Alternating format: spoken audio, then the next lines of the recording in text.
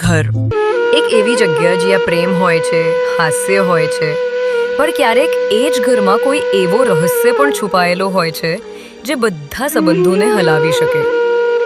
આ કથા છે મારી ભાભીની. ભાભી જે હંમેશા બધાને માટે જીવતી, દરેક દુઃખમાં પરિવાર માટે દિવાલ બની ઊભી રહેતી. પણ એની આંખોમાં એક અજાણ્યું રહસ્ય હતું.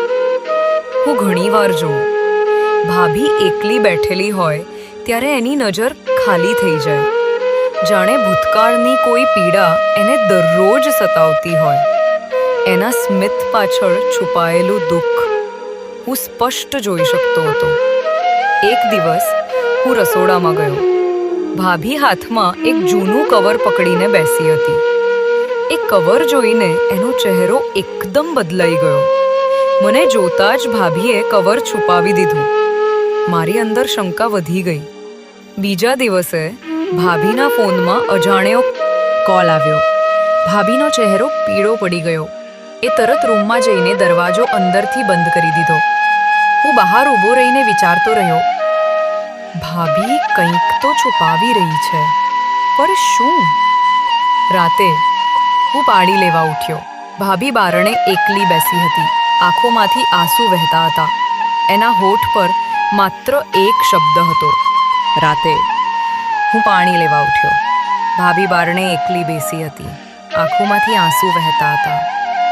એના હોઠ પર માત્ર એક શબ્દ હતો, મને માફ કરજો, હું બધાને નથી કહી શકતી. મારું હૃદય કંપી ગયું.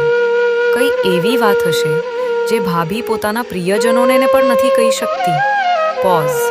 થોડીવાર મ્યુઝિક ચડાવવું, સસ્પેન્સ માટે. થોડા દિવસો પછી ભાભીએ એક દિવસ એ જ જૂનું કવર મને આપ્યું. હું કવર ખોલું છું.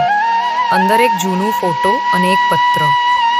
એ પત્ર વાંચીને હું હચમચી ગયો. પત્રમાં લખેલું હતું, ભાભીના ભૂતકાળનું એક અધૂરું અધ્યાય. એના જીવનનો એવો સત્ય જેને એ પરિવારથી હંમેશા છુપાવતી રહી. ફોટામાં ભાભી એક અજાણ્યા પુરુષ સાથે ઊભી હતી અને પત્રમાં લખેલું હતું કે આ માણસ એક વખત ભાભીનો જીવનસાથી હતો, પણ એક અકસ્માતમાં